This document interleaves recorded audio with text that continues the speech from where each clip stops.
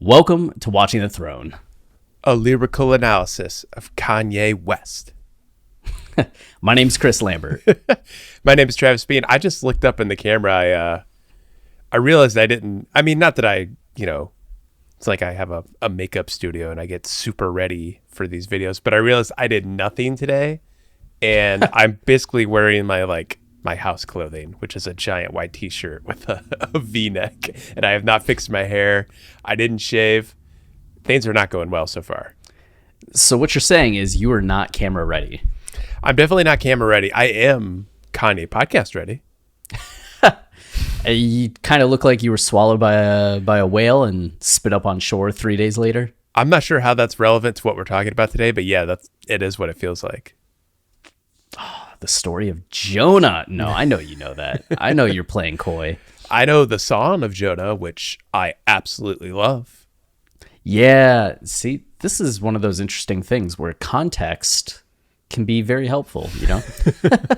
Exactly. Because when we first heard this song at the original listening parties, or even when it was first on a track list, and we see Jonah, I think a lot of us, I know you and I even did the conversation with Cole, or maybe it was one of the conversations you and I had with Cole, where we talked about like the biblical implications of this song, right, Jonah, and how it would tie into the book of Jonah and Jonah's story of rejecting initially being a prophet when God called upon him, only to end up swallowed by a whale.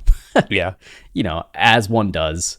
And, how this could possibly tie into the album, only to find out that, no, it was a song by Vori called Jonah for Vori's friend, who was killed in 2020 due to gun violence. And it just actually has nothing to do, seemingly, with the Bible at all. So, yeah. Yeah, that was our first episode when we were going through the songs. It was like one of the only songs I actually knew like something about, because I, in those first few days when the album came out and I'm like trying to digest 27 tracks and like understand this thing, I wasn't doing much reading about the album or reading the lyrics, but somehow this was like the one song I was like, oh, it's actually about something very specific, and it was someone else's song. Maybe it was because I was so enamored by Vori. I was like learning as much as I could about him. And it totally makes sense that this is his song, because his songs are they create a very interesting energy where it's someone, much like we've talked about in this record, which has a lot of like ambient tones, and ambient music typically conveys like contemplation and meditation. Like his songs are basically about that. They have that atmosphere a lot. Somebody reflecting, a lot of conflicting emotions, like working through some tough stuff. It bringing that out in a very emotional format, and you can totally tell how it extends into this song. And Kanye, makes little tweaks. He does this Kanye thing and makes a song like this, which it sounds magical. Like I love the sound of this song so much. It's very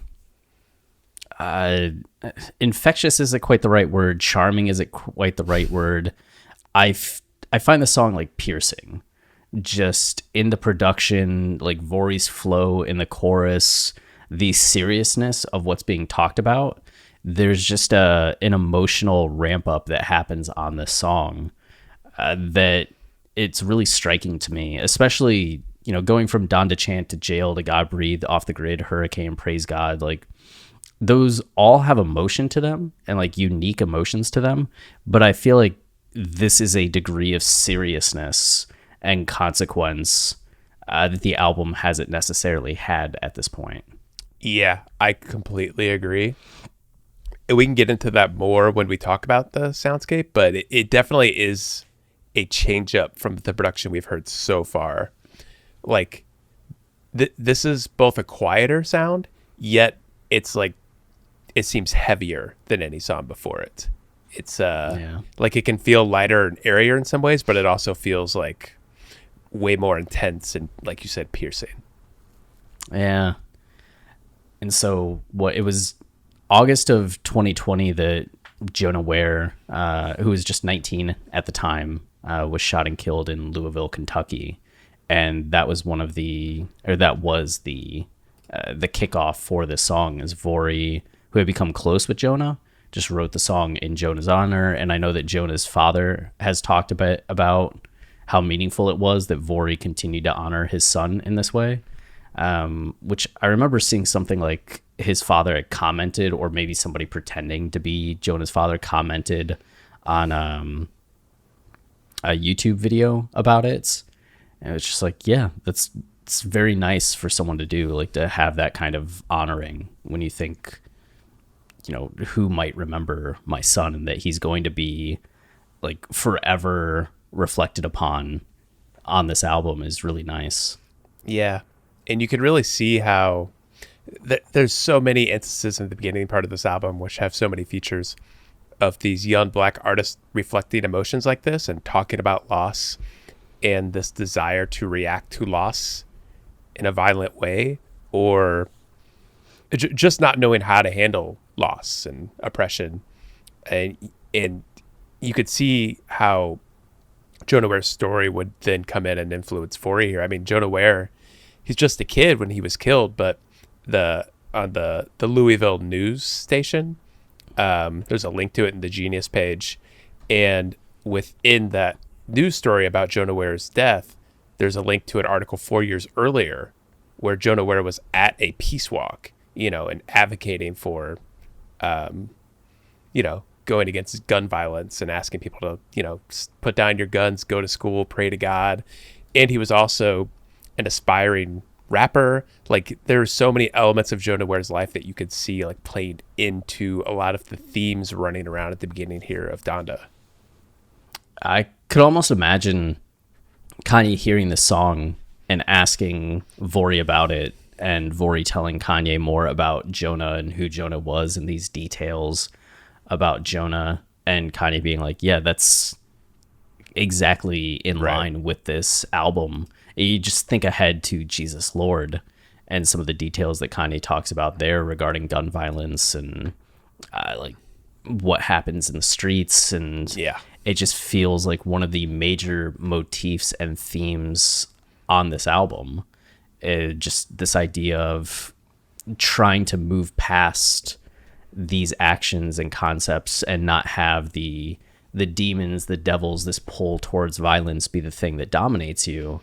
Or even if it is something that you have been a part of, how do you move on from it to like a more productive, or at least like a more productive for you and your family and loved ones way of going about things. Yeah. I mean, that's a big part of this song too, is like, yes, there's the loss, and both Vori and Lil Durk are talking about loss and their reaction to it. And then Kanye's verse seems to be, as we've seen several times so far in this album, a reaction to both of those verses and how they're dealing with it, and how someone like Kanye, who's an older figure who has seen a lot of this stuff go on, like, how do you react to it? Like, how do you guide these people toward a better future? It's it gives a heaviness and it gives the song a lot of meaning in a way that it isn't just a song about loss. You know, it's something bigger than that, and there are lessons to learn and everything. Yeah, definitely like larger implications from Kanye's verse. And as you're saying, that juxtaposition of having two up and coming artists that have dealt with this kind of violence in their life, reflecting on it, getting to the emotional impact of it, and then Kanye giving a perspective on it. Though I'll be interested in talking about Kanye's verse because there is still feels like some aggression to it. Oh yeah. Well, definitely in And the way how he that- delivers the verse. Yeah, right. And how that fits into everything. Like, is this Right. stern dad yay kind of chastising, or is this still a little bit of like the ego driven? I guess we could kind of view things as like night yay or dawn yay, Right. as a dichotomy on this album. As we talked about on Hurricane, as we talked about Praise God, there's this idea of your life being in nights versus your life being in daylights. Right. And that it seems like the first half of this album tends to be more nighttime, and the second portion or latter half ends up being more of the daytime. So like, is it still Kanye in that mindset? Is this a middle ground? Be curious to get into some of the interpretations of that. Yeah, and he definitely continues to like not yay stuff moving forward with the next couple songs. So yeah, that will be interesting to talk about. As we go through the verse, I'm sure it'll reveal itself a little more. Yeah, because with OK OK, it's the first song that takes some like Drake shots, right? Yeah, right. Okay. We have no samples. Well, Genius tries to tell us there's a Say You Will sample, but that doesn't seem right. We'll talk about that when it comes up in the verse. Okay. All right. Lyrics or production intro? I think I feel like you have to talk about the production on this song. Like it's just so different than anything we've heard in the album so far. I mean, first of all, I feel like you got to talk about Vori's original song, which, I mean, it mostly sounds the same lyrics and everything, but there are these little differences that you can tell they made for Donda. Like the first thing I notice is how clean and spacious the new song feels compared to the original song, because Vori's vocals are much cleaner and they're surrounded by a lot less echo and reverberation. The version on Donda really allows his voice to soar and gain clarity, and it makes the words hit a lot harder. To me, it becomes a much more emotional experience. And on top of that, Kanye gets rid of the drums from the original song, which really allows those ambient noises we're hearing to take over completely. Like it's one of the few Kanye songs I can think of, especially on an album that has a lot of ambient tones, to just be ambient music. It's just a lot of like weird patterns and fluctuation in these notes we're hearing at the beginning. And as a much more ambient experience, Jonah stands out from everything else because of that. There aren't any 808 drums or keyboards or choirs, encroaching on the mix. Instead of it's just these floating, airy sounds that I don't know. I was trying to find a way. I feel like you were also struggling to find the right word to describe it. Like piercing is good because it's both this mix of like contemplation, meditation, like that can make it feel relaxing, and then like this heaviness that's there. And that to me is the most interesting part, is that the lightness and heavenliness in Jonah is there because there aren't like those harsh noises clouding up the soundscape like we hear in Jail or God Breathed or something. Jail's got the drums and the heavy bass. God Breathed has like those primal yelps. And because of that, because there isn't that, sorry, let me say that again. So those sounds aren't there, which makes it, sound more heavenly and light. But there is this it's very gloomy at the same time. Like the sounds we're hearing are set in a minor key. So the mix of relaxing and heavy, that's pretty common in ambient music. Like it reminds me of like Oval or Gas or Tim Hecker, these artists who are a little more adventurous in their soundscapes and don't necessarily just seep into single sound that stretches out over the course. There's a lot of variation and fluctuation that keeps it interesting, yet there's an overwhelming mood that can feel like very lumbering and heavy. So like right out of the gate, we're getting that. And Vori's voice at the same time, which again, there's no echo or anything. It's just like, it's very out front and not clouded up at all. So it has like, it just creates this very strange tone we're not used to yet on the album. It reminds me in some ways of like the outro on God Breathed with Praise God kind of like hauntingness. Right. Yeah. Yeah. Yeah. I mean, the God Breathed outro is a good one to note because there's so many different sounds going on at once that it creates tension, like there's a sense of conflict, to whereas like the sounds on the song like all feel of one at all times. Yeah, it does feel very holistic, right? Which allows, I think, the voices to really stand out in a way. Right. There are a few moments on this album where we were talking with Jordan about it, where Jordan was saying that the music or the production wasn't necessarily doing enough for him at times. Right. And I get that, but I also think that creates space to have the artist really deliver the musicality through their vocal performance, which is something that Vori does such a great job. He's like the dominant instrument on the song. Yeah, that's why I really love his production too. Listening to Vori's self-titled album, and that's something really great he does, where his voice is in line with those ambient noises, like the way his voice goes up and down, like the auto tune he uses. He's got a very unique sound to his voice that really matches the music. I'm excited for his album. Yeah, it's gonna be good. Executive produced by Kanye. Ooh, mama. Yeah. Well, so should we start with the chorus? Yeah. Okay. Who's here when I need a shoulder to lean on? Which, not even who's here, but like who's here. Yeah. It's kind of, you get the idea that he's looking around and just being like, who's here? Like I like that. Feeling something and I can't find someone for support. I hope you're here when I need the demons to be gone, which this is something that we've talked about over and over again, this idea of demons and devils. It first pops up on God Breathed, where Vori is the one that first kind of calls out this dichotomy between devils and angels. And then Hurricane also makes mention of demons, and then Praise God also makes mention. So you're getting really this continued motif of angels and demons, and the idea that in this earlier part of the album, there's tension between which force is winning out. And in a song like this, it feels like the demons are really starting to win out. And as you go through the song, you understand why, because there's just so much sadness in the aftermath of the loss that Vori and Dirk are talking about. And they're still finding positivity in it. Like, they're not hopeless, right, in what they're saying. Despite the chorus being very emotional, there's still something persevering and...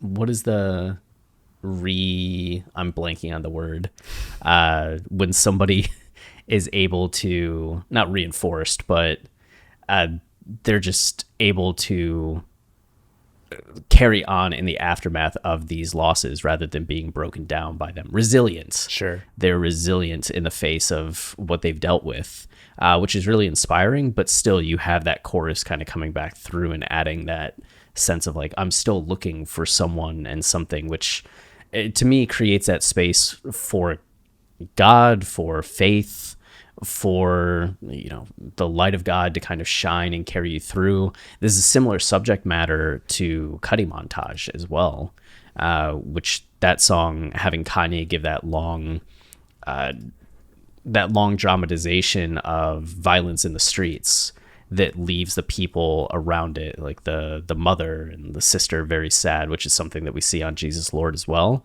But you have Kanye and Cuddy, when they're talking about these demons and these things that are haunting them, saying, Lord, shine your light on me, save me, please.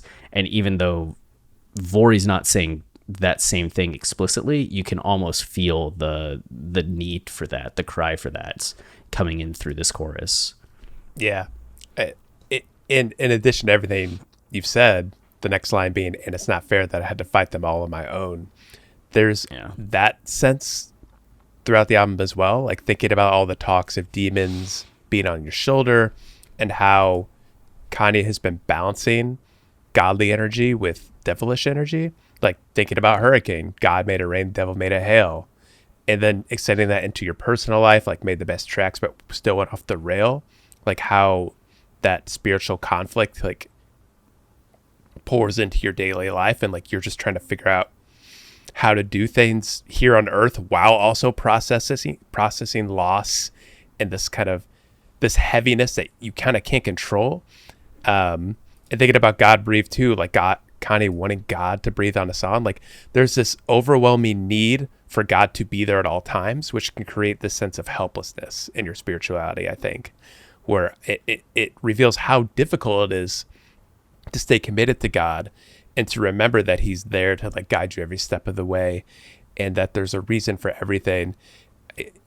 How do you do that when people in your life are dying, when you're people in your community are being oppressed, like it's really hard to carry forward and you can feel helpless. And I feel like there's a sense of that here in the chorus. Yeah, just fight them all on my own. And you get a recursion, a loop, because ending with fight them all on my own creates that space, as you're saying, for like the presence of God, but also for someone to support you, which then loops right back into like who's here when I need a shoulder to lean on. So the first time you get it, you don't necessarily have the context, and then with that third line you get the context, and then it loops back around, so you just kind of feel this spiral or cycle of emotion that Vori is kind of ruminating on.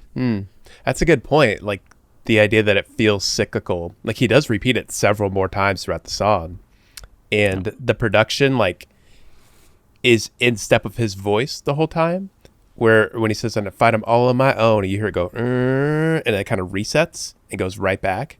Like it's actually keeping in step with him and the music cycling itself. It's a nice touch. Yeah. So then we get to the first verse. Yeah. Okay. And we get Vori, who is now more in like a verse voice, right? Versus chorus voice, saying, hard to keep my focus on what matters. Yeah, right? Just, I mean, in the context of feeling emotionally overwhelmed. And we get Mandem hit my line like some guys just got hit up on your block, which Mandem, as Genius notes, is slang for just like group of friends. It's Caribbean. So it's getting a group text saying someone just got hit up on your block, and him saying you can rest assured it's not us, because Vori is essentially saying he's away from the streets at this point. Like we've been out the wave catching waves. So we're just making music, we're doing our thing, and that's reinforced with the next line saying they say we ain't seen you on the block. Yeah, because I've been out the way. So Vori grew up around all of this stuff, knows all of this stuff very well, but has taken steps in his life to get away from it, focusing on music and chasing millions in my sleep. I found the better way.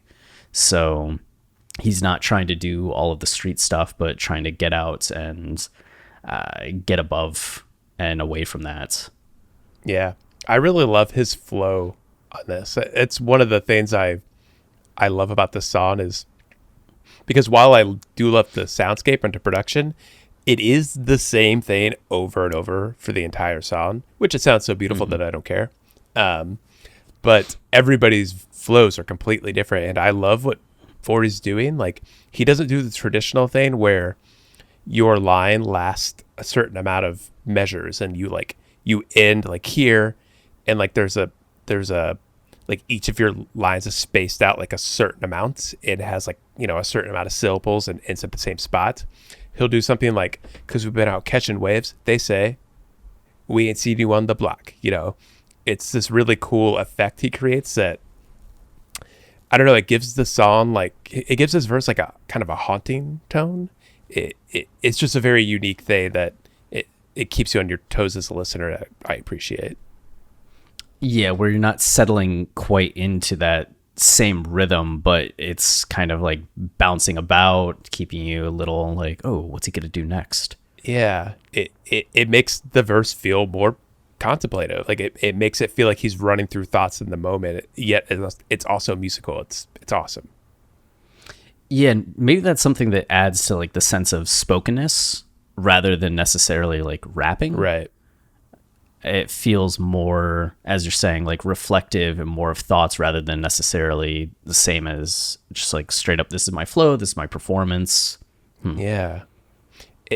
It does make me think of like Say You Will.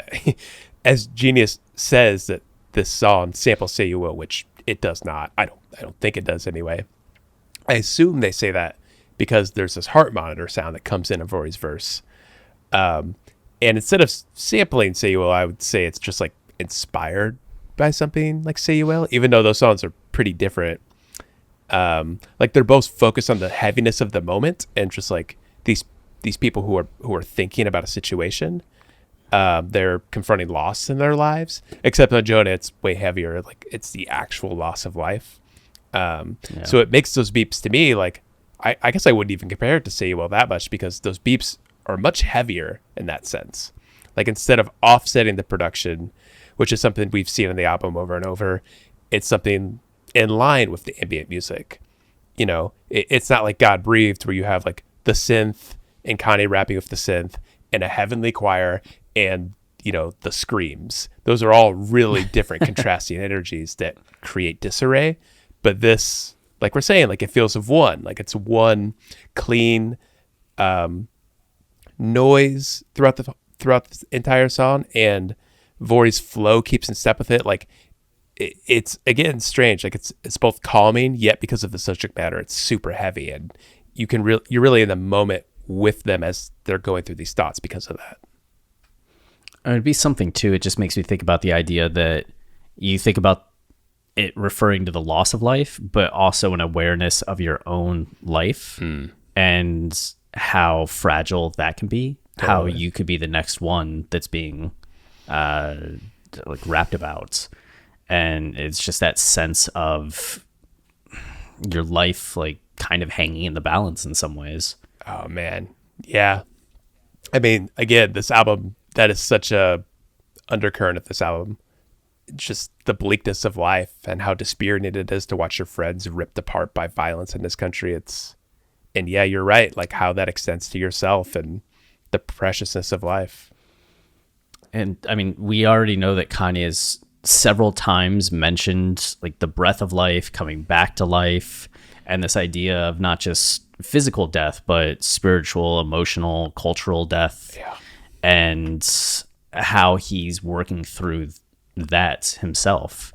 The death of his family as he had known it, right? And his life as he had known it. How is he going to move forward from that? So it's a very heavy subtext of this album and multifaceted in that way. Paid off on the fact that the penultimate song, or the ultimate song, is Come to Life. Wow. So, man, that's crazy, because like, I had never really thought about Jonah this deeply until we sat down to talk about it. And you don't realize how it's hitting hard. When I listened to the album, I just never realize why it was hitting so hard. Like, the album's just so fully realized and touches on a lot of the themes and ideas in the song so much that, like, yeah, the song just hits harder every time you hear it. Yeah, that's one of the things about intercontextuality, right? Like, if this song were on an album that wasn't necessarily having that intercontextuality, it could still be emotional as like the main emotional song on an album that's otherwise full of like radio hits or like party songs. Like, just thinking about like Blink 182 and Adam song, right? Like, if you go back and you listen to that Blink 182 album, the songs aren't all about, there's not like an overall theme of like loss and death, or even what's the group? The Kids Are All Right. The Offspring. Oh, that's another like really serious song in an album that's not like full of those songs. So the songs do stand out. They can be meaningful on their own and emotional on their own.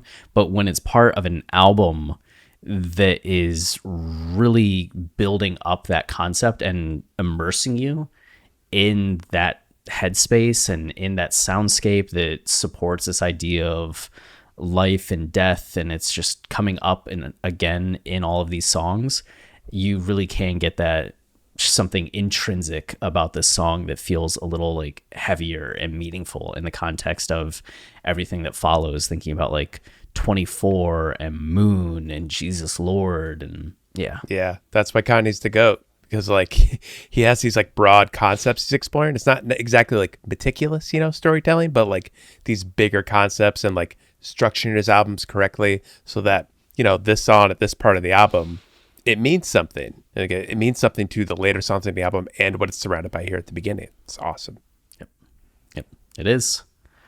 So we get Vori saying, "Somewhere on an island, let me kick it, this my getaway." Yeah, so things are going well, and he's like very far from the block now, right? I pour up a drink for all my guys who ain't seen the day, so just kind of honoring the people around him who have gone. And he says, trying to finish this with who I started with. As in, I'm trying to make it through with all the people in my life that were there from the beginning.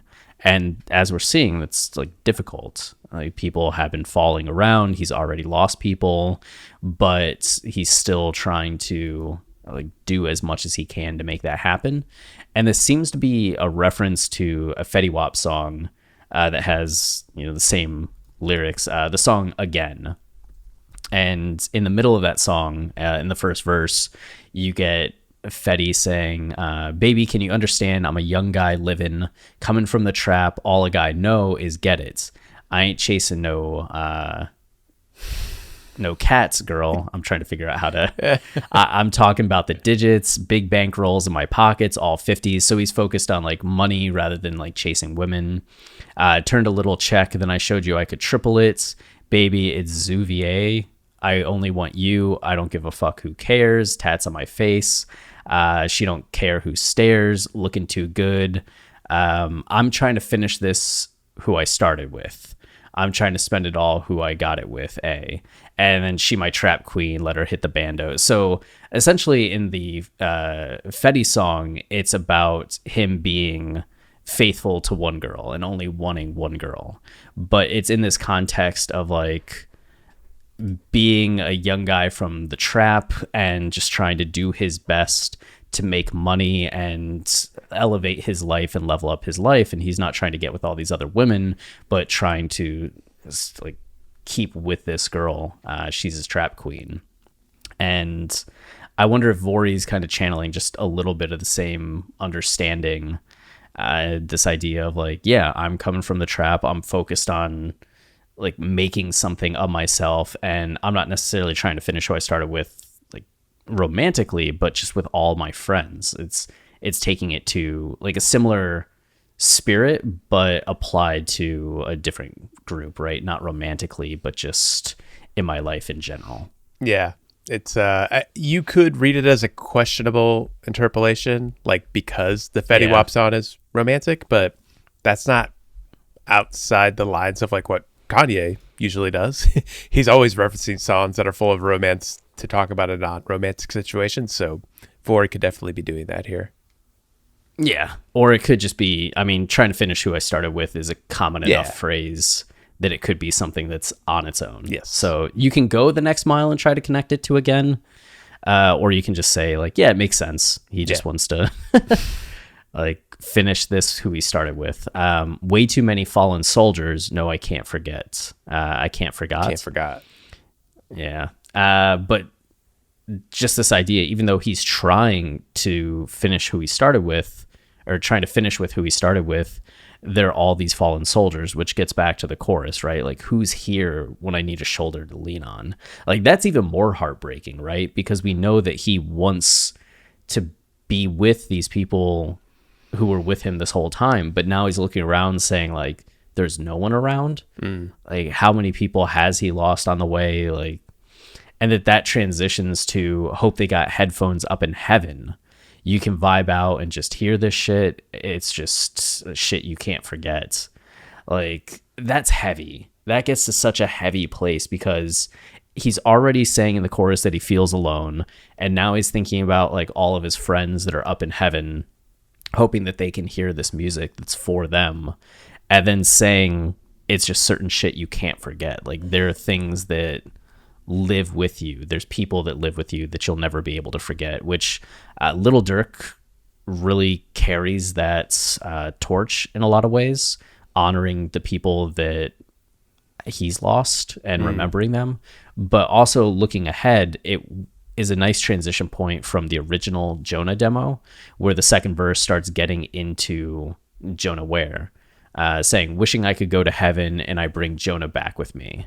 So Lord knows if I was there and those bullets would have hit me and not you. When I got the text from someone, my heart dropped like, not you, not you. God, I need answers, not from me, need it from you. How many times? And yeah, what a transition, right? So it goes from this like larger things are like going well in my life, but I'm lonely, Yeah. to there's certain shit you can't forget, and going way specific into what happened to Jonah and the pain of losing Jonah, which is something Dirk carries on. It's not about Jonah, but still about his brother and King Von. Yeah, it's something I think you see at all three verses. How the narrative flows in each verse in relation to violence. And Vori here, it's really interesting. Like, he starts with hard to keep my focus on what matters. Like, that's how we're introduced to him. And it goes into the scene of like people talking about violence. Like, we haven't seen you in a while. And he's like, well, I haven't been there because like I'm trying to move past this. Like, I'm trying to keep my focus. And I've moved away from the street, and I'm out here, like, I'm successful and I've moved away. Yet even when you're doing all that and you're trying to keep your focus, you can't escape the loss. Like, it's still, that heaviness is something that still looms over your life. So while you think about the people in heaven and you make this music for them, like, you still have to deal with that pain. Like, you still have to think about those people as you're making this music. You still have to contemplate about how helpless everything feels and if there's anything you could possibly do. Jeez. Yeah, it's very heavy. Yeah, it's making me emotional. I'm feeling it in my heart right now. Well, so we get the chorus repeating, which hits even harder now. Yeah. On the second run through, and then we get little Dirk coming in, and Dirk says, "Kanye and Jay still brothers. They both billionaires." Which, you know, the album starts with Jail, with Kanye and Jay. And I don't know when Dirk would have written this line, if it's just something that he was commenting on, if it's something that he like, no, we would have heard this at the first listening party, right? I don't think the song's really changed since the first listening party. Yeah. So I wonder if this is something like, did he roll through and like record this knowing that Jay-Z was also there, or is it something where he's just like shouting out Kanye and Jay, and by happenstance Jay got on the album later? I think it's kind of curious. I mean, Jonah or Lil Durk's going to be talking about his brother, and this is Kanye's album, and who's Kanye's big brother, Jay. Like, I feel like that's all it really was. No. And Jay has said that as well, right? When he did the Letterman interview, he was talking about like, Kanye's like still my little brother. He's always my little brother. You just know how it is. Yeah. Like, sometimes you need some time apart. So, and then Dirk seems to be uniting them as well, as like they both billionaires. So it's like, you know, they're not just brothers, but they're also brothers in success. They're like both billionaires. And we ain't seen it. I lost my brother when we was millionaires. Which, geez, that's getting heavy, right?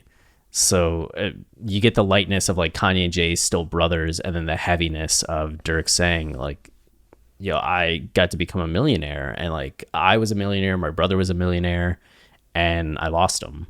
Like, yeah, this is where I think Dirk's flow really shines. Like, he immediately out of the gate, like even when he's talking about Kanye and Jay, like he sounds kind of helpless and like longing, and each line is very clean, like lasts the same number of measures. It's a notable transition, I think, from what Vori's doing, yet like the heaviness is still there.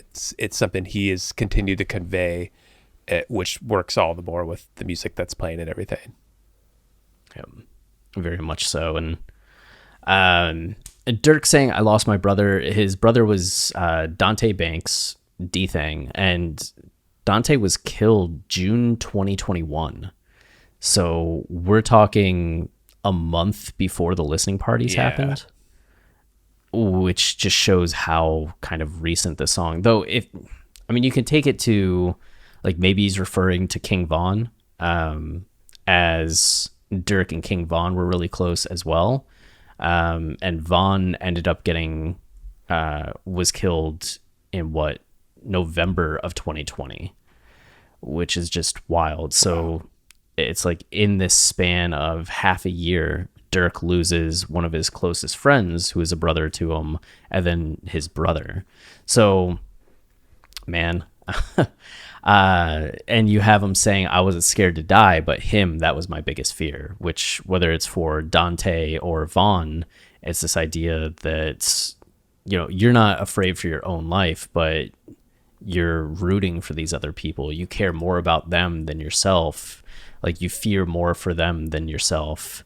And then you have to live through that, right? Like, his biggest fear came true, losing these people that were close to him. Yeah. And he follows that up with this like line, I got your son and daughter, like you still here.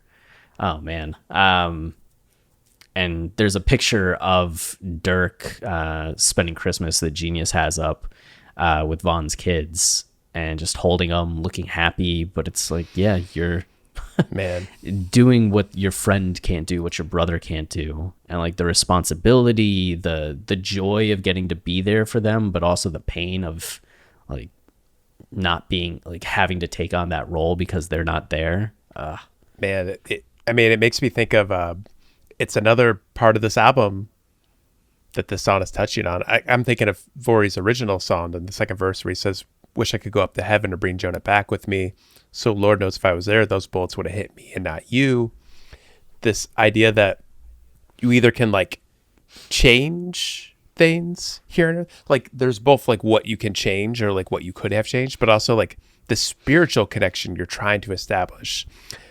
You're trying to channel the energy from somebody. You're trying to find some sort of connection that keeps them here on earth, which of course is huge in this album because the album's called Donda, and Kanye basically spends the whole album wondering like, what would my mom tell me to do at this crossroads in my life where like I feel like I'm losing my family and society has abandoned me. I've been put into a box. Like, how do I move forward? Like, how do I help the people in my life? That sense is both in Vori and Little Dirk's verses, where they're not just thinking about the loss, but like, how has that loss affected them here on earth? And what do they do to like preserve the memory and spirit of these people? That's like, again, like, oh my God, everything is so heavy in this song. Like, how do you face that? Like, how do you deal with that? And how do you live life like that? Like that becomes like a daily part of your life when you lose someone so close to you. Yeah. I mean, I think you make a good point tying it back to Kanye, because you think about the fact that Kanye is a child whose parent passed away early. And he's also someone that now is in the position of divorcing his wife and having this increased distance from his own kids. So on this album, he's not necessarily mourning the same kind of loss in terms of like street violence, but is mourning the loss of his mom and having that perspective while also being in the perspective of, as you're saying, losing his family and the, like, in quotes, death of the family. So you can start to extrapolate the emotions that Dirk and Vori are going through with what Kanye is going through as well, and just applying it in a different arena. It's not the actual loss of life, but a loss of something that was very important to you. And how do you live with that? How do you carry on with that? How does it affect your day-to-day thoughts? Man, jeez. I think my love for this song like clouded just how sad it is. It's very I was so excited to talk about Jonah, and then like, oh man, Jonah. Oof. Right. Know how it feel to lose a brother. We got a bond still. So we already said I lost my brother, and then saying know how it feel to lose a brother. We got a bond still, which that could be like referring to Vaughn. Like, we still got a bond because like I feel like the bond's about like Vaughn, or it could be him talking to Vaughn's son and daughters and just being like, we got a bond. Like, I got a bond with your children, and that's gonna last forever. Or him talking to everybody on this album, talking to Vori because it's Vori's song about losing his friend, talking to Kanye, whose album is about losing his mom, and the other people in this album that have talked about loss. It's just him speaking to anybody who understands that. Yeah. Yeah. Jeez. Yeah, that's heavy. And then 26 years, Pops got out to see his son killed, which Genius has a few applications for this. Apparently, like Little Dirk's dad, Big Dirk, as they say, was in prison for 26 years. And when he got out, it was only 2 years later that Dante was killed. So that's potentially a reference. And then they make reference to FBG Duck, who Duck's father got out of jail the same week that Duck was killed. Yeah. So I feel like it's probably the first one, but obviously both of those make sense. Right. And then also, like, King Von was 26 years old, so it could still be in connection to King Von. But as specific as it is, just getting at the idea that there are probably multiple people that have had this experience of, like, family getting out of jail and thinking that, all right, we finally have this time, only for that time to be stolen. And you can't help but also think about the speech on Jesus Lord from Larry Hoover Jr., who's just, like, waiting for his father to get out of jail. Damn, you're right. And for his father to be able to see his, like, grandkids and all of that, and just the tension there. Man, Jesus Lord is, like, it's the centerpiece of this album. Like, all songs revolve around Jesus Lord. Yeah, everything comes back to Jesus Lord. Wow. It's absolutely the centerpiece song, because it's getting at, like, you know, tell me someone you know who needs Jesus, which Kanye, like, the whole first half of this album is building up to Kanye being like, yeah, like, I really need Jesus to come through and help me right now. While also getting at, like, all of these things, like all of the lost people, right? Yeah. It's like no child left behind. It's not just Kanye getting good, but, like, Kanye is trying to help other people get good as well and find, like, this balance and peace and calm and spirit in their life. Yeah. Damn. And I don't give a fuck if I hang with a Crip. I see blood still, which the line is getting at. Travis and I had a big conversation about this earlier because I was trying to get, like, so specific with it, but it's just getting back to that idea of what Vori said with, like, it's just certain shit you can't forget, right?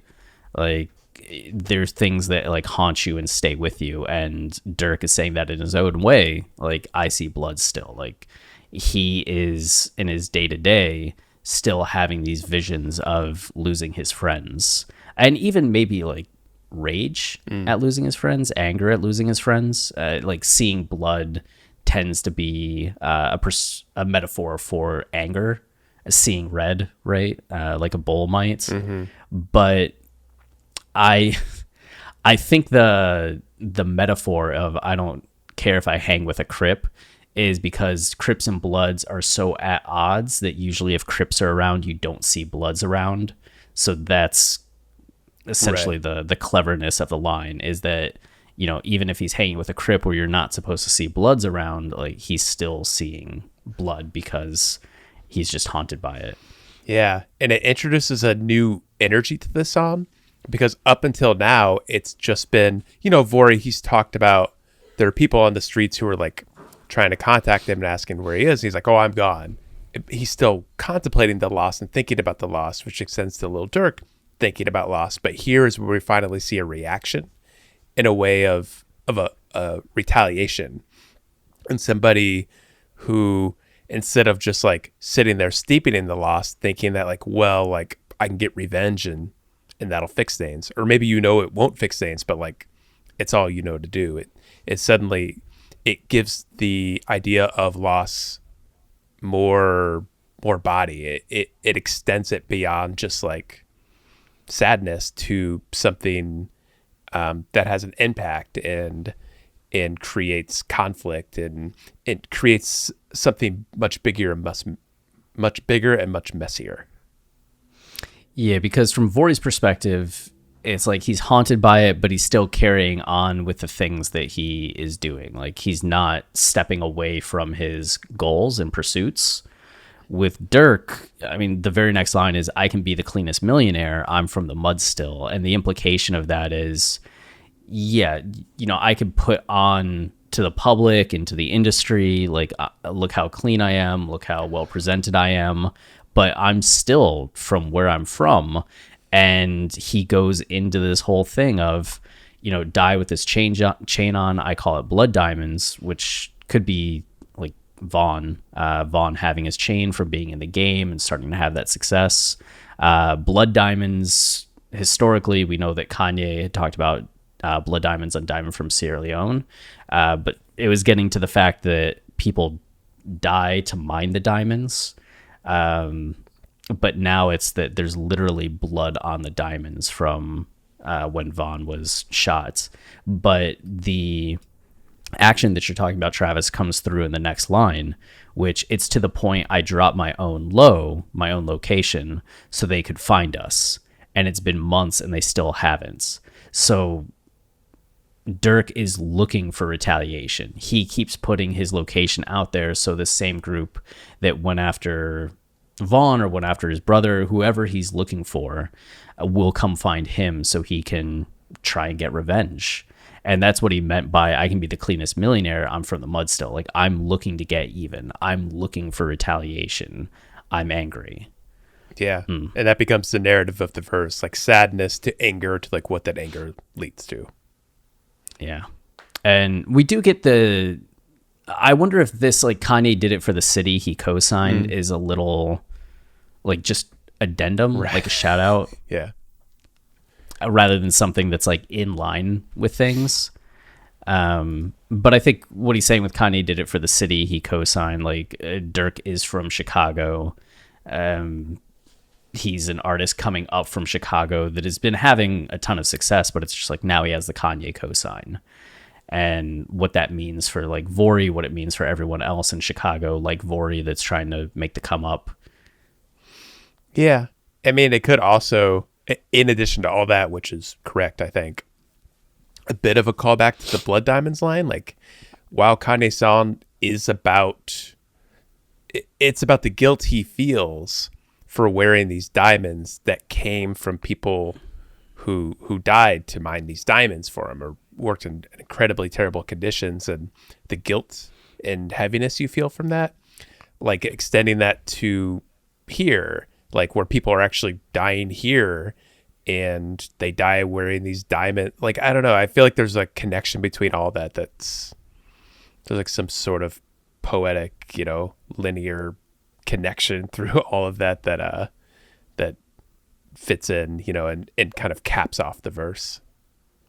It kind of something to the idea that like Kanye like wore the diamonds just because it was symbolic for like getting on, making it big, and what that meant for other people from Chicago at the time that were seeing Kanye make it and the opportunity that then presented for them, kind of thing. Yeah. There could be something to that in there, but I think what you said before is like, the cleanest, simplest reading. Right. Just like the most, like not getting into like deeper areas of it, but just like, Kanye did it for the city he co-signed. Like I got co-signed by Kanye. Fantastic.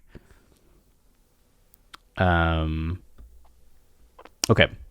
So then we get Vori coming back through. The same chorus, right? Repeating just one loop rather than the double loop. Right. Which I don't know if that's meaningful at all, but let's theorize. What can we make up here to make that more meaningful? It's 20 minutes of us being like, well, when it boils down to the single loop, it's because Vori is symbolizing the fact that people have been lost, right? So now you're losing one of the two loops, just showing how isolating it can now be. And the never mind. I was going to talk about the Latin root of the word cyclical, but I'm not clever enough to go much further than that. Oh, you don't have the Latin root keyed up? So we get Kanye starting the third verse. I said big ear earlier, so I get it. The third verse with "Smoke a op pack ain't funny like that," which, we're just a few songs after Off the Grid, where it wasn't Kanye saying smoking op pack, but he starts off the grid out with saying, all this smoke got a scent, all that smoke heaven sent, which you're thinking about the smoke in terms of the reaction from people, right? When Kanye says something, which the next line being, everything I spoke, what I meant, he creates this smoke that people being upset, it's the drama, it's the media storm that follows, and how much he likes the smoke, that he thinks the smoke is heaven sent to like challenge him, to help him grow, yada, yada, yada. But in Playboi Carti's verse later at the end of it, you get, I'm in the Rolls Royce, what you call it. I light an op blunt and let your girl try it. I'm off the grid. And apparently somebody said it's I'm off the grid and on a cocaine diet. Yeah. Which makes much more sense than I'm off the grid and wanna like expletive die. Like, yeah. Which like, what? So he's just like indulgent, but Carti gets at this idea of I light it up blunt and let your girl try it, which is getting at the idea that you have an opponent in the streets or a rival gang that has been killed or that you've killed, and you name like the next blunt that you're going to smoke for that opponent. And it's supposed to be this disrespectful thing. There's a whole history on it, which I guess according to what I was reading, like started in Chicago and was something where you were smoking in honor of someone, but then it became like what the rival gangs were doing to dishonor someone. And now in 2021 has just become like a social media right thing that people say for the symbolism of like an account getting deactivated or somebody getting canceled and yada, yada, yada. But where a lot of people are using it as humor these days or as a flex or in the serious way that its history comes from, Kanye comes out now on this verse saying smoke a op pack ain't funny like that. Like, it's not funny to be like, one, killing someone, and then two, like glorifying the killing of someone and celebrating it and indulging in it. So he's already countering some of the energy that had been earlier on in this album, and I think taking something like this very seriously. Yeah, and countering the energy, I think, of Lil Durk's verse, which is starting to get into that idea of taking revenge, of creating more violence. Yeah, it's like an immediate commentary on that, right? Like, hey, you're trying to like smoke your ops pack. Like, no, it's not funny. Like, don't go down that route. Yeah, which is why I do think it's a little bit of dad yay coming in. A little bit of dad like yay, stern, right? angry dad yay. It get ugly like that, can't get no money like that. Like, if that's how you're going to be living, you're going to be wasting everything that you've been like working hard for, which kind of gets back to what Jonah was saying, right? Like, he's away from the block, like just doing his thing. Man, I feel like this thought will get into how we're trying to read Kanye's verse, because I agree, like there's a stern energy to this verse that makes me wonder like what exactly he's doing. But I will have to say, like, his flow, the way he delivers these lines, I love this verse so much, where he says like smoke a op pack ain't funny like that, can't get no money like that. Like, every time he says like that, which is several of the lines in this verse, he says it the exact same way. And then the other lines, which are much calmer, like let me step in, and they step in, bet you check in, like they all rhyme too. Like, it creates this weird tension between each line that he goes from like understanding and like I know what's happening to like, but you can't do this and you can't do that, and like we need to do this. It is kind of daddy in that way. Yeah, that is an interesting thing, right? Because it's can't get no money like that, and then Holy Father, please let me step in, and feel so much. And there is something harsher about ending with the T, like at versus in. Just harsh, soft. Yeah. I love it. I love it so much. So he says, Holy Father, please let me step in. So let me help, let me like able to do something. But then saying can't talk to buddy like that, it get bloody like that. Which is he saying to someone else, like, you know, you can't talk to someone like that or else it's going to get like bloody and violent. You I can't think be so. disrespectful. Yeah. Okay. It is a really random line. Oh, right. Like, is he saying, you can't imagine if he's saying like you can't talk to God like that Yeah, right. because God will make it bloody? No, I don't think that would be what he's going for. But the Old Testament is rather, I mean, violent. it almost feels like he's talking to Lil Durk, who has just talked about like, he's addressing someone directly and dropping his low and wants this guy to show up. Yeah. And it's like it get bloody like that. A whole lot of steppers and they step in, which is just so funny that this is the guy that then posted like Drake's address. Yeah. Like I know where you live, Drake. Yeah, right. Okay, so a whole lot of steppers and they step in, and as we went over it was Off the Grid, right? Yes. Yes. Like specifically like this idea that steppers are people that are shooters. Right. And that will shoot, and that Kanye was kind of channeling. He says, "You're not some a real of that stepper. energy. You can't overstep me." Yeah, right. Which we took as Kanye saying, like, you're not gonna step over the line in terms of society. Like, you're not gonna cause drama. Right. You're not gonna cause more drama than me. You can't be more provocative than me, kind of thing. Because we know that Kanye hasn't necessarily been the fighting, violent type. Right.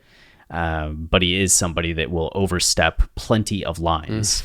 So kind of this play on the idea of a stepper, of being someone that's like violent in the streets, versus Kanye, who's causing this violence, I'm putting that in quotes, Right. in the social discourse. Yeah. But here, right, whole lot of steppers and they step in. Like, there are violent people and they get violent. And they sunny like that? I don't know what that means. Oh, I took it as the next line is, and they coming right back. So it's cyclical, like the sun always comes back around. Oh. I thought you would love that line, Chris. I thought that would hit you immediately. I do love that line now. But okay, and they sunny like that and they coming right back. So it's just like, okay, so like the sun, they keep coming around. It does make me think of that Gwendolyn Brooks poem, though. I mean, I don't think this is an actual connection, but what did she say? The sun slappers? Yeah, the sun slappers. Yeah, the sun slappers. Yeah. Just, again, like this which, idea of like negativity being associated with the sun. Like, that's interesting. yeah. Which, I mean, but we're talking about like daylight was Yes. a positive thing. Yeah. Like, you go from like living in the night, like trying to stay in the darkness, which it seems from the Gwendolyn Brooks poem on Praise God, that's people that want to wallow kind of in negative emotions or negative living spaces, and saying, no, it can't always be night. Like, there will be day, there will be dawn, like the sun will come out tomorrow. But yeah, now that I'm thinking about the line, okay. you're right. I just brought it up because I'm in my head right now. I'm thinking about it. But yeah, the sunny like that is simply just like a really corny way of saying like they're always going to come back. Yeah, right. Okay. And when you on tour, bet you check in, because my guy's back to work. It's a Monday like that. So he goes from saying like these steppers are stepping to, when someone goes on tour, I bet you check in, as in like you're going to come to me for advice on tour, and I'm gonna hook you up with my crew. Yeah, I guess I kind of wondered. I did find it a little confusing, but the way I was making sense of these lines was, I guess if you start getting into like what tour they're on and who you're checking in with, like it probably gets a little more confusing.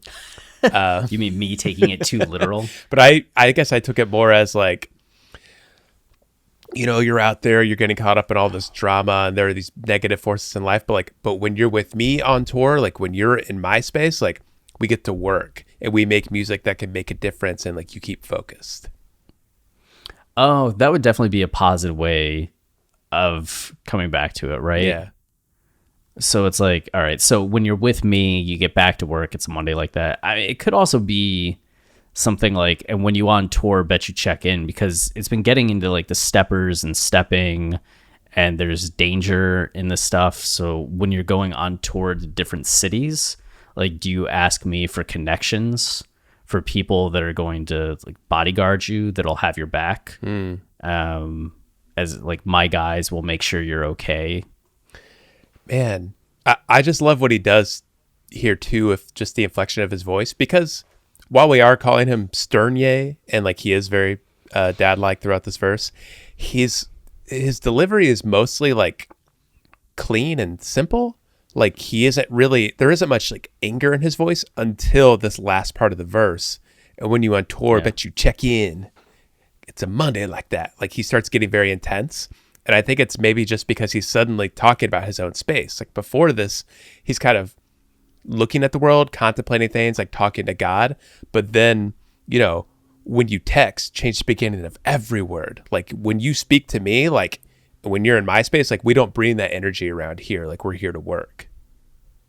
Yeah, with only no cap, me and your big homie go back, and homie don't rap. You don't know me like that, which I don't.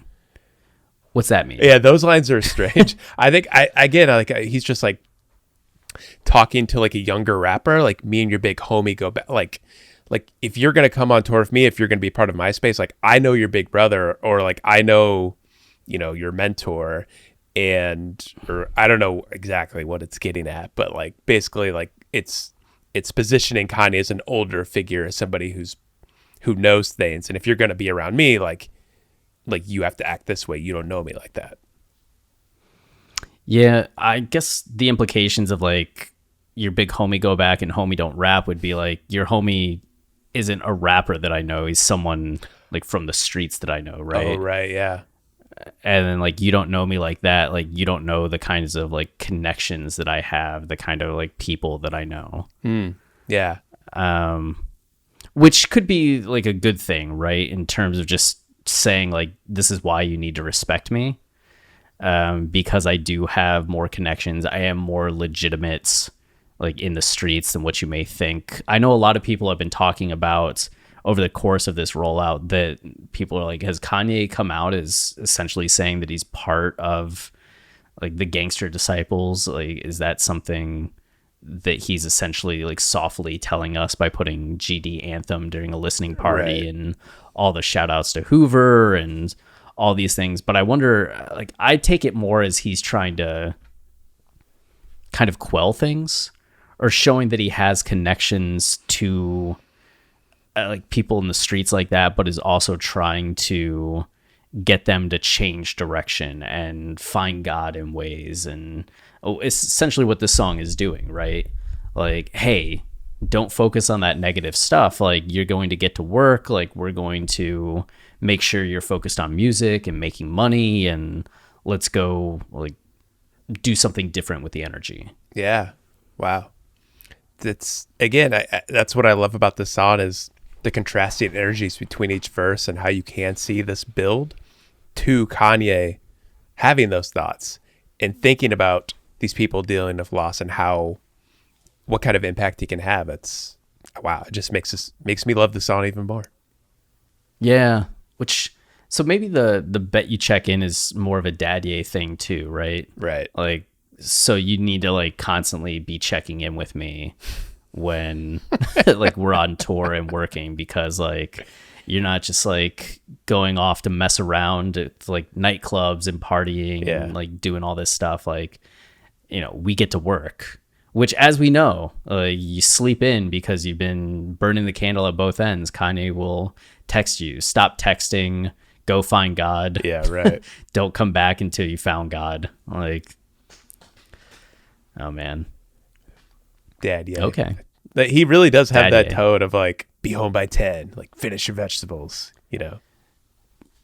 Yeah, and like it's also like, I know your parents, like I know your big brother, yeah. Like, so okay. So how we were starting with the beginning, me talking about how he was a little like angrier and maybe a little more like aggressive in this verse. I do think I've stepped back on that, because it now feels like it is more in line with just stern dadye, right? Rather than him kind of threatening someone at the end, Right. which was kind of how I was taking it a little bit more, was him Yeah. like threatening others, like, no, I'll get violent. But it's more just like, no, you're gonna be on your best behavior with me. Yeah, that is it is weird, right? Because like his tone conveys something completely different than like what the lyrics are saying. And I think a lot of that too is like, especially coming off all the Drake stuff, like I just thought like so many lines in this song were about Drake, or on this album are about Drake, and Kanye's getting angry with Drake. But like a lot of this album, like most of this album isn't really dealing with that at all. And any angry moments are just in service of something lighter and more spiritual. And it's even starting here, as we're seeing, like he's getting a little bit more, he's just being more, not practical, but he's able to have like a better rounded view of the world, think outside of himself, think of the impact he can have. Like you're starting to see those thoughts flooding in. Though you mentioned Drake, and it is possible that you could read this section of like, and when you tour, bet you check in, like, to Drake. I did think of that. And when you go on tour, I bet you check in, because my guy's back to work. It's a Monday like that, because I have people that will like kind of hound you at every city you go to in America. And when you text me to talk about this, change the beginning of every word. You will speak to me with only no cap. Me and your big homie go back, which could be Jay Prince. Mike Dean actually was like the in-house producer for Rap-A-Lot back in the day. So Kanye at least does have some connection potentially to Jay Prince, and Jay Prince is like well known. He was the one that essentially put on Drake, right? I mean, Wayne gets a lot of the credit as well, but Prince was influential in Drake's come up, and Prince doesn't rap. Right. But I mean, there is a way to view it that it's not like stern dadye, but it's like calling out Drake yay. Yeah, which would I would have to wonder a little bit about how it fits into the song, but I guess you could make the case. Yeah, I mean, it could be him saying that like this is the terms he's setting to try and stop things from getting bloody, right? It's like, you're going to talk to me with respect, like you're going to check in when you go on tour, because I know you don't want problems. And like, I know you're big homie, we go back. So this is the reason why this feud that you and I are having isn't going to get bloody or violent, because we have things kind of course corrected. Right. I hope Kanye wouldn't do that on a song, on Vori's song about Jonah, but he could have. I mean, we saw what he did with Life of the Party. Like, that was such an emotional song. And Andre 3000's verse is so beautiful and so emotional, as he's like talking to Donda and like putting like the loss of Donda in context with the loss of his own mom and all this stuff. And Kanye took that, a song that's so beautiful and meaningful, and made it into this like excessive recap of everything with Drake. Yeah.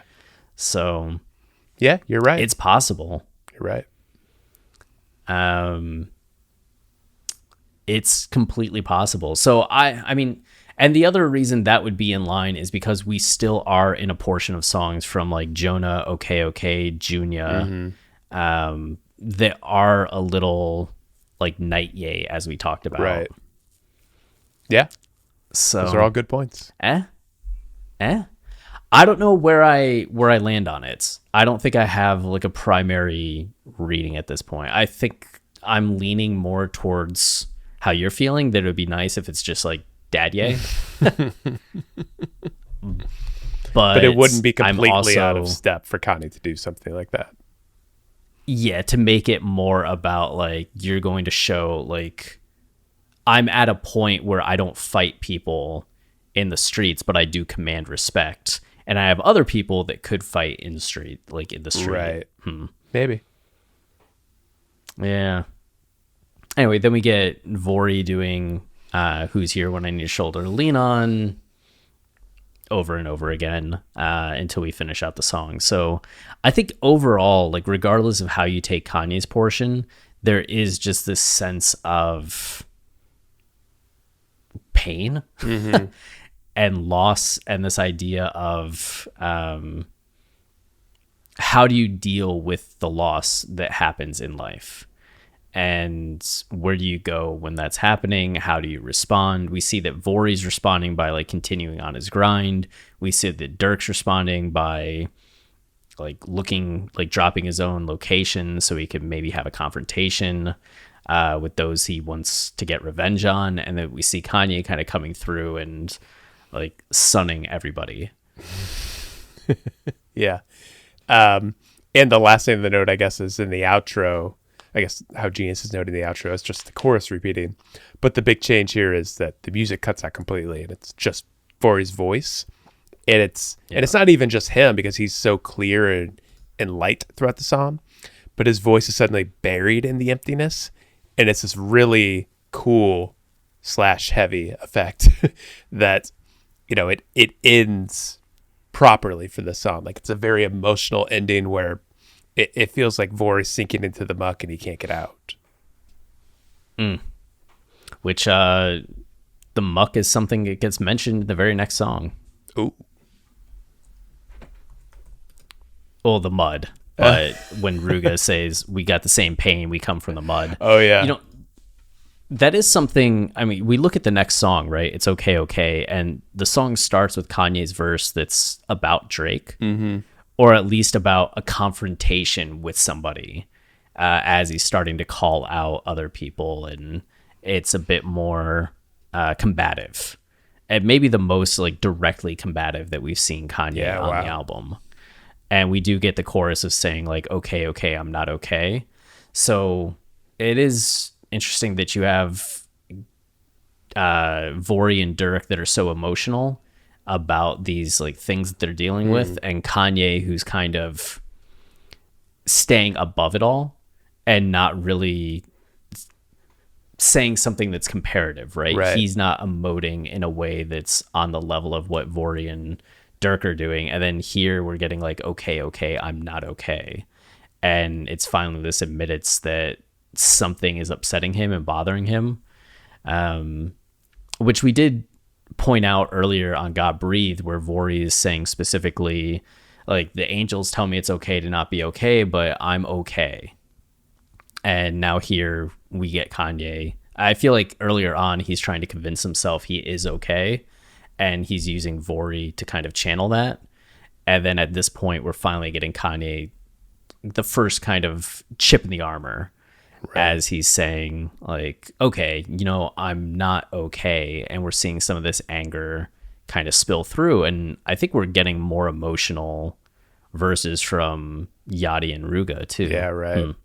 That is an interesting note that Kanye's final words on Jonah are a little sterner and angrier, which flows right into Okay, Okay, where he definitely doesn't sound happy. Yeah. So I mean, maybe it is the Drake reading. Could be. That was it was an interesting little cap to everything we talked about. Yeah, nice call out there. Okay. Well, anything else for Jonah? No. Fucking great song. That's all I got to say. Yeah, it's awesome. Definitely one of the... It stood out to me the first time listening to the album, just how beautiful that refrain was, and it continues to be one that I'm glad to see more people praising, because I feel like when the album first came out, a lot of people were saying Jonah was a weaker track, but I feel like people are coming around on it. Well, I could see that reaction because there's nothing traditional about it. Like the drums are removed completely. It's all ambient. So like I could see people seeing this as like nothing more than an album track, but you know, we talked about it. I think the main reason this song will grow is just how it fits into the album and how it serves as commentary and becomes this song that other songs revolve around, and you see themes intermixing. I don't know, and it's so emotional and heavy. It's a song that I think hits more and more over time. Yes. Yes, yes, yes. Well then, okay. Okay. Okay. Let's get to that next time. But until then, it would be beneficial to you, and I think the rest of the Kanye community if you stayed wavy. And please, keep it loopy. Please.